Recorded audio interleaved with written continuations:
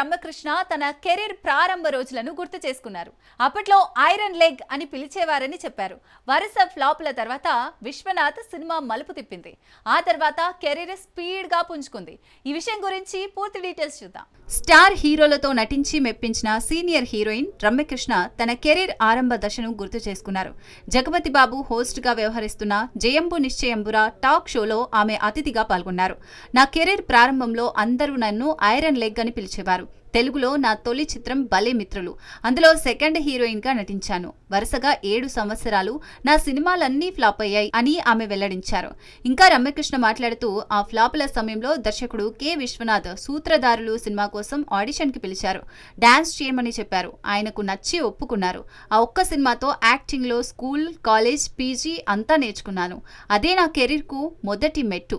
ఆ చిత్రం చూసిన తర్వాత కె రాఘవేంద్రరావు అల్లుడు గారు సినిమాలో అవకాశం ఇచ్చారు. ఆ తర్వాత నా కెరీర్ వేగంగా సాగింది. మంచి చిత్రాలు చేశాను అని చెప్పుకొచ్చారు.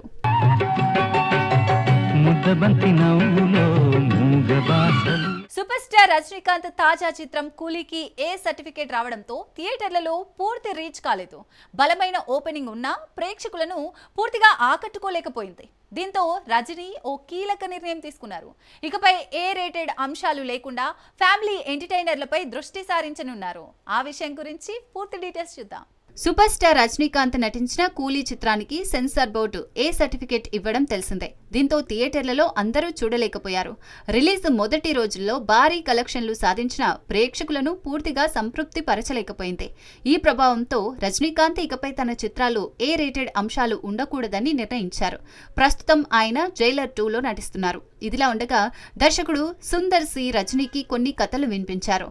రజనీ ఇకపై ఫ్యామిలీ ఫ్రెండ్లీ యాక్షన్ ఎలిమెంట్స్ ఉన్న చిత్రాలపై దృష్టి పెట్టారని సమాచారం.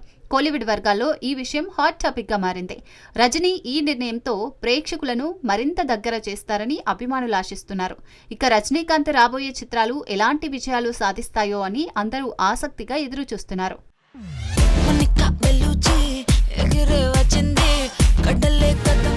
మెగాస్టార్ చిరంజీవి కొత్త చిత్రం మనశంకర వరప్రసాద్ గారు 2026 సంక్రాంతికి రానుంది. అనిల్ రావిపూడి దర్శకత్వంలో పూర్తి కామెడీ ఎంటర్టైనర్ గా తెరకెక్కుతోంది.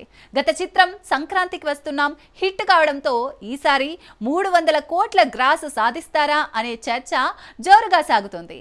ఆ విశేషాలు చూద్దాం. చిరంజీవి అనిల్ రావిపూడి కాంబినేషన్ లో రూపొందుతున్న మనశంకర వరప్రసాద్ గారు చిత్రం 2026 సంక్రాంతి కానుకగా రిలీజ్ కానుంది. ఈ చిత్రాన్ని అనిల్ రావిపూడి తనదైన కామెడీ స్టైల్లో పూర్తి ఎంటర్టైనర్ గా తీర్చిదిద్దుతున్నారు. నయనతార హీరోయిన్ గా నటిస్తున్న ఈ సినిమాకు భీమ్స్ సిసిరోలియో సంగీతం అందిస్తున్నారు. సాహు గారపాటి, సుస్మితా కొనిద్దల నిర్మాతలుగా వ్యవహరిస్తున్నారు. సంక్రాంతికి విడుదలైన సంక్రాంతికి వస్తున్న బాక్సాఫీస్ వద్ద ఘన వసూళ్లు రాబట్టింది. దీంతో చిరంజీవి అభిమానుల్లో ఈ చిత్రం 300 కోట్ల గ్రాస్ సాధిస్తుందా అనే ఆసక్తి నెలకొంది. సినీ వర్గాల్లో ఈ చర్చ హాట్ టాపిక్ గా మారింది. అనిల్ రావిపూడి కామెడీ టైమింగ్, చిరు ఎనర్జీ ఈ చిత్రాన్ని మరో బ్లాక్ బస్టర్ గా నిలపగలదని అంచనాలు వినిపిస్తున్నాయి. మెగాస్టార్ ఈ ఫీట్ సాధిస్తారా అనే ఉత్కంఠ ఇప్పటి నుంచే మొదలైంది. మిసాల పిల్ల నీ ముక్కు మీద కోపం కొంచెం తగ్గాలి.